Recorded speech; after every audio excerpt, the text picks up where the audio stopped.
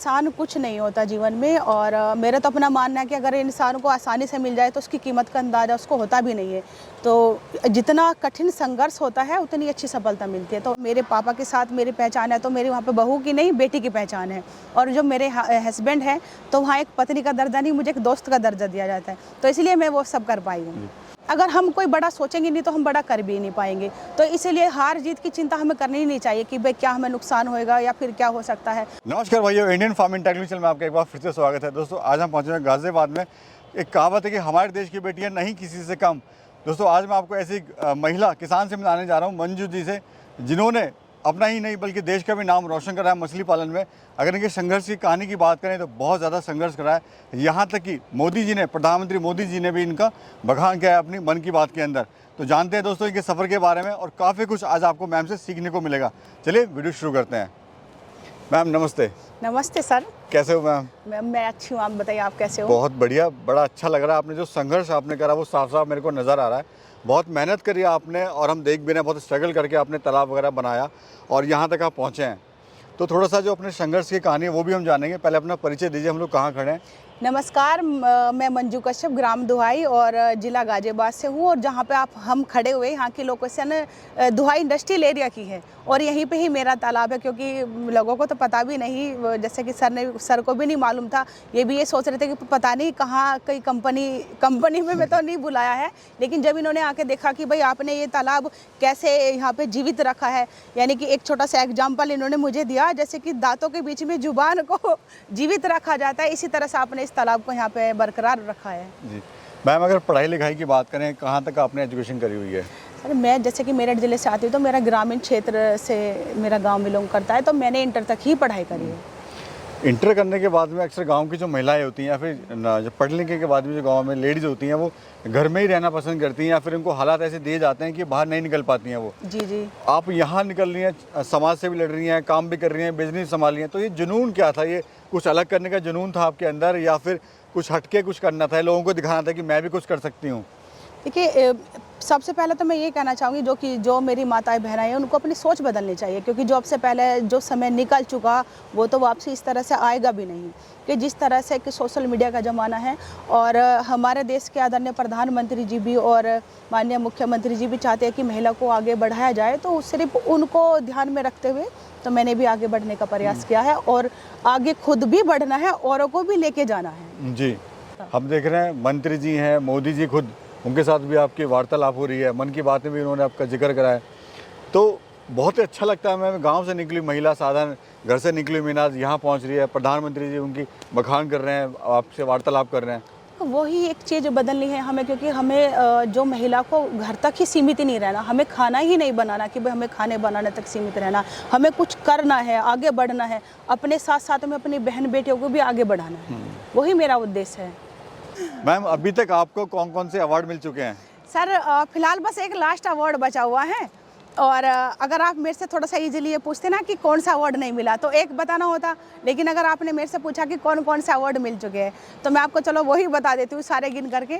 मुझे जिले से भी मिल चुका है और हमें मेरठ मंडल विश्वविद्यालय से भी मिल चुका है और स्टेट का भी प्राप्त हो चुका है और राष्ट्रीय लेवल का मुझे महिला दिवस पे भी मिल चुका है। मतलब लगभग सभी ही मिल चुके हैं और लेकिन पद्म श्री की तैयारी कर रही हूँ, उसको भी लेके आऊंगी जरूर। शुभकामनाएं मैम मेरी आपके कि आप वो पद्म श्री भी हासिल करें। कितने साल पहले आपने मछली पालन शुरू करा था मैम? जी ये मुझे तीन से 4 साल लगभग मछली पालन के लिए हो चुका है और उससे पहले तो खैर मैं इसको बनाने की तैयारी प्लानिंग में ही लगी हुई थी। उससे पहले मैंने ट्रेनिंग वगैरह अपने कृषि विज्ञान केंद्र से ली है। शुरुआत कितने एरिया से करी थी और अभी कितना एरिया टोटल? मैंने शुरुआत करी थी करीब 5 बीघा यानी कि 1 एकड़ से, लेकिन अब 27 बीघा है। स्टार्टिंग में खर्च कितना आया था मैम आपको पूरे काम को शुरुआत करने में? सर खर्च तो इसमें करीब 6 से 7 लाख का आया था लगभग। और लेकिन मैंने अभी इसमें जैसे थोड़ा स्टार्ट करा क्योंकि सिंगाड़े की खेती भी लेती थी साथ में जी। तो इसमें इनकम जिस तरह से बढ़ती चली गई है, पहले तो करीब ये थी कमी ही और अब मतलब कहने का ये कि 6 से 7 लाख का इसमें खर्च आया अच्छा मैम, मछली पालन में आपको क्या अच्छा लगा कि आपने मछली पालन का ही चुनाव करा? आप डेयरी भी कर सकते हैं, आप मुर्गा पालन या कुछ और भी खेती बाड़ी भी कर सकते हैं, तो बेस्ट आपको क्यों लगा मछली पालन ये? देखिए, जिस चीज़ के बारे में मालूम नहीं है वो चीज़ करनी नहीं चाहिए। हालांकि खैर इस चीज़ के बारे में नहीं मालूम था, लेकिन फिर भी हमारा जो, जैसा कि मैं एक मछुआ समुदाय कश्यप समाज से आती हूँ, तो हमारे समाज के लिए हमारे माननीय प्रधानमंत्री जी ने मछली पालन के लिए 39,000 करोड़ का बजट दिया है, जिसमें कि महिला को 60% सब्सिडी है। तो जहाँ पे महिला को अच्छी सब्सिडी अगर गवर्नमेंट दे रही तो हम तो वही करेंगे, तो इसलिए मैंने मछली पालन किया है। जी मैम, इसमें आप खुद अकेले कर रहे हैं, फिर फैमिली का सपोर्ट है, या फिर फैमिली का सपोर्ट होना कितना ज़रूरी है किसी बिजनेस को करने के लिए, खासकर खेती बाड़ी वगैरह फार्मिंग के काम में? देखिए, मेरे साथ मेरा परिवार है और सिर्फ उनके ही बलबूते और उनके ही मतलब सहारे के कारण ही मैं ये सब कर पाई, क्योंकि अगर परिवार का सपोर्ट नहीं होगा तो मुझे नहीं लगता कोई काम संभव है। तो इसीलिए मेरे परिवार में मेरी जो एक पहचान है तो वो इस तरह से है, अगर मेरे पापा के साथ मेरी पहचान है तो मेरी वहाँ पे बहू की नहीं बेटी की पहचान है, और जो मेरे हस्बैंड है तो वहाँ एक पत्नी का दर्जा नहीं, मुझे एक दोस्त का दर्जा दिया जाता है, तो इसलिए मैं वो सब कर पाई हूँ।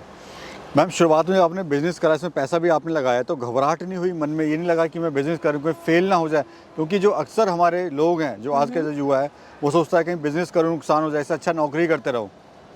देखिए, नौकरी तो वो सब चीज़ तो एक अलग चीज़ है कि नौकरी करते रहो, लेकिन अगर हम कोई बड़ा सोचेंगे नहीं तो हम बड़ा कर भी नहीं पाएंगे। तो इसीलिए हार जीत की चिंता हमें करनी ही नहीं चाहिए कि भाई क्या हमें नुकसान होएगा या फिर क्या हो सकता है।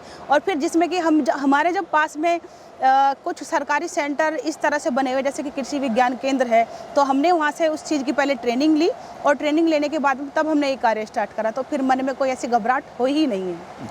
अभी कौन कौन सी मछली आपने डाली हुई है मैम इसमें? इसमें है नैन है, और रहू है, कतला है, ग्रास कार्प, 5 वैरायटी हमने इसमें छोड़ी, मुराठी भी है। साल में कितना प्रोडक्शन आप ले लेते हैं इससे? मैं साल में करीब, जो शुरू में हमने काम स्टार्ट करा था तब तो हमें कुछ ज़्यादा फ़ायदा नहीं हुआ था, क्योंकि कुछ ज़्यादा नॉलेज नहीं था उस बारे में, तो तब तो हम करीब 3 से 3.5 लाख रुपए के लगभग का ले पाए हैं, लेकिन अब हम इसमें 6 से 7 या 8 लाख तक ले लेते हैं। मैम, कोई भी बिजनेस होता है, मार्केट होना उसमें बड़ा ज़रूरी होता है, तो इसकी आप मार्केट कहाँ कर रहे हैं और कहाँ पे इसको आप सेल कर रहे हैं? देखिए, मार्केटिंग करने में मुझे कोई प्रॉब्लम नहीं है, क्योंकि मेरा कुदरत ने तालाब ही इस जगह पे दे दिया, तो इंडस्ट्रियल एरिया में है, तो ज़्यादातर तो यहाँ से ही सप्लाई हो जाता है। अगर किसी वजह से कुछ नहीं हो पाता तो हमारे पास गाजियाबाद लोनी में गाजीपुर मंडी है, वहाँ पर चला जाता है। बाकी लोग अगर शुरू करना चाहे तो वो कहाँ सेल कर सकते हैं? सर, आप उसको गाजीपुर मंडी में ले सकते हैं, क्योंकि काफ़ी बड़ी मंडी है, वहाँ पे इस चीज़ की डिमांड भी है, और वे तो खुद ये भी नहीं कहते कि आप लेके आओ, वे तो खुद लेके चले जाते हैं तालाब से। यानी मार्केटिंग का कुछ भी ऐसा इशू नहीं है? नहीं, कुछ भी नहीं। किस रेट की बिकती है मैम ये? देखिए, मौसम के अनुसार, सीजन के अनुसार सब ही अलग अलग प्राइस है। और जैसे कि सर्दी में फंगास मछली आ जाती है, अगर सर्दी में हम उसको ना निकाले तो मर जाती है, तो उसका रेट बड़ा डाउन भी हो जाता है। अगर सीजन के अनुसार, टाइम के अनुसार अगर हम उसको निकाल दे तो अच्छा रेट मिल जाता है। तो मतलब एक रहू का तो एक फिक्स 120 तो रहता ही रहता है, और 120 से 170 तक चला जाता है। जी मैम, जब भी मछली पालन की बात आती है तो लोग कहते हैं कच्चा काम है, इसमें कोई जहर डाल देता है या मर जाती हैं, तो क्या ऐसा वाकई में है, ये मिथ है या फिर ऐसा होता है इसलिए लोग शायद नहीं करते हैं इस काम को ज़्यादातर? देखिए, कच्चा काम, ये तो अगर हम ये कहें कि ये मछली पालन का कच्चा काम है, चलो मान भी लिया कुछ समय के लिए। मछली पालन पक्का काम ऐसा क्या है भाई? इस क्या गारंटी है कोई सी फसल की, अगर बरसात आए या फिर गर्मी ना पड़े तो दूसरी फसल खराब नहीं हो सकती? वो भी तो हो सकती है ना।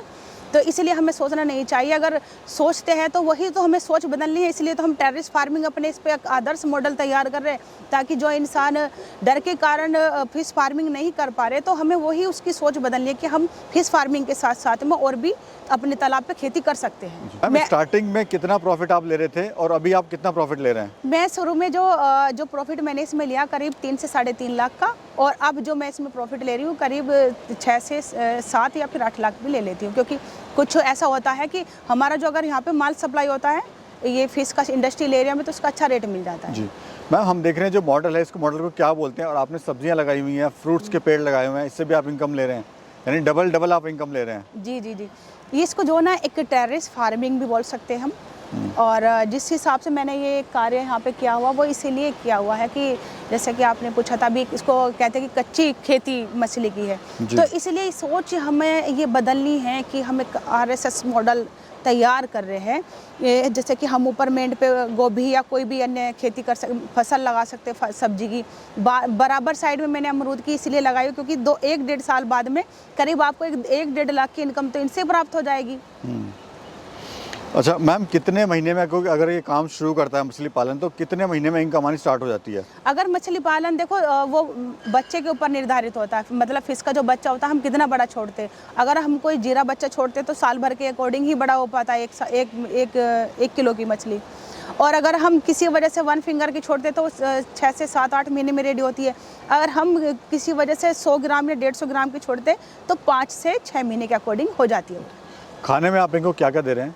देखिए पहली बात तो मैं थोड़ा सा एक चीज़ फार्मर्स को ये बताना चाहूँगी, अगर कोई हल्का मतलब कम मतलब खर्च में अच्छा मुनाफा पाए तो जैसे कि वेस्टिंग प्रसाद मंदिरों में चढ़ता है, आप उसको ले लीजिए क्योंकि वो राइस का बना हुआ होता है। और वैसे भी जो ना मछली के लिए पॉलिश जो होती है वो उसको खाने की सलाह सभी फार्मर्स देते हैं और उससे अच्छा उसका ग्रोथ भी होता है। वैसे तो मैं इसको यहाँ पे खल डालती हूँ जो खली होती है, और वेस्टिंग प्रसाद जो मंदिर में चढ़ता है वो मैं यहाँ पे यूज करती हूँ। वैसे हम कुछ ऑर्गेनिक खेती के द्वारा कुछ वैसे भी यहाँ पे तैयार कर देख रहे हैं सब्जियां भी आप डाल रहे थे इनको। वो सब्जी इसलिए डाल देती हूँ क्योंकि जैसे कि मार्केट में इनका रेट अच्छा नहीं मिलता, तो अच्छा है ना कि इधर उधर डालने से कि हम अपनी मछली को इनको खिला ले, तो वो सब इसीलिए। दिन में कितनी बार डालते हैं फीड मैम ये खाना जो आप? या तो हम ये तो सुबह और शाम के टाइम डालना होता है। मैम मौसम का कोई इशू रहता है इसमें, सर्दी गर्मी? मौसम का इशू होता है जब जैसे कि ज़्यादा तेज धूप होती है तो करीब जो ऊपर की परत होती है 1-1.5 फुट की, तो वो गर्मी में गर्म हो जाती है और सर्दी में ठंडा हो जाता है पानी। तो लेकिन उसको हम कवर कर सकते हैं, जहाँ पे अगर कम तालाब की गहराई है तो वहाँ पे हम पानी चला करके उसको हम कवर कर लेंगे।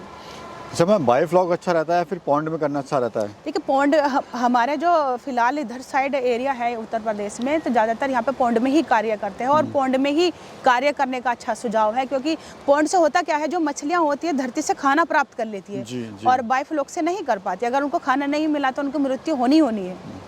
मैम कितना समय आप देते हैं तालाब पे? हाँ जी, इस पूरे काम में जो आपने किया हुआ है जिससे आप इनकम ले रहे हैं? मैं तो जी लगभग यहीं पे रहती हूँ क्योंकि मुझे तो मेरा तो ये घर बन चुका है, तो मैं तो समय ज़्यादातर यहीं पे ही रहती हूँ। बस ये है कि रात के टाइम ही हम यहाँ से जाते हैं 9:30 बजे के करीब, और सुबह मॉर्निंग में करीब 6-7 बजे फिर यहाँ पे आ जाते हैं। सरकार से क्या मदद मिलती है मैम इसमें? सरकार से माननीय मुख्यमंत्री जी की एक योजना है, माननीय मुख्यमंत्री मत्स्य संपदा योजना, जिसके कि 1 हेक्टेयर तालाब पे 1,60,000 सब्सिडी है, जो कि हमें वापसी करनी ही नहीं है। आप उसको सौंदर्यीकरण में लगा सकते हो, पानी की किसी व्यवस्था में लगा सकते हो, या फिर अन्य किसी कार्य में लगा सकते हो। जो हमारी महिलाएं या फिर जो हमारे युवा साथी बेरोजगार हैं और आपकी वीडियो को देख रहे हैं, कुछ करना चाह रहे हैं, सोचते तो हैं करना है लेकिन कर नहीं पाते, उन ऐसे भाइयों को, ऐसी महिलाओं को आप क्या कहना चाहते हैं? देखिए मैं तो फिलहाल सबको ये कहते नहीं कि अपना अपना काम अच्छा लगता, मैं तो उनको यही सलाह दूंगी कि अपने पास के किसी अधिकारी से मिलिए, पहले तो अपने कृषि विज्ञान केंद्र में जाइए, अच्छी ट्रेनिंग लीजिए जिसको ये लगे कि भाई हाँ हम कर सकते हैं, और वहाँ पे जाने के बाद में अपने जो भी और अधिकारी, मत्स्य विभाग के अधिकारी से मिल लीजिए, क्योंकि गवर्नमेंट इतना पैसा उनको देती है मत्स्य विभाग को, तो वहाँ से सब वापसी चला जाता है। आप उसमें क्या है, जैसे कि अगर फिश फार्मिंग करते हो तो आप अपने साथ साथ दूसरों को भी रोजगार दे सकते हो। तो मैं तो उनसे यही करना चाहूँगी, अपनी प्रकृति से जुड़िए, जो हमारी एक संस्कृति है। हमारा वैसे भी देश कृषि प्रधान देश है, तो अगर आप उस पर ध्यान नहीं दोगे तो और किस पे दोगे। नमस्कार मैम, बहुत बहुत शुक्रिया, आपने समय दिया हमारे किसान भाइयों को और बहुत ही अच्छी जानकारी, इसके लिए बहुत बहुत शुक्रिया। Thank you sir, thank you.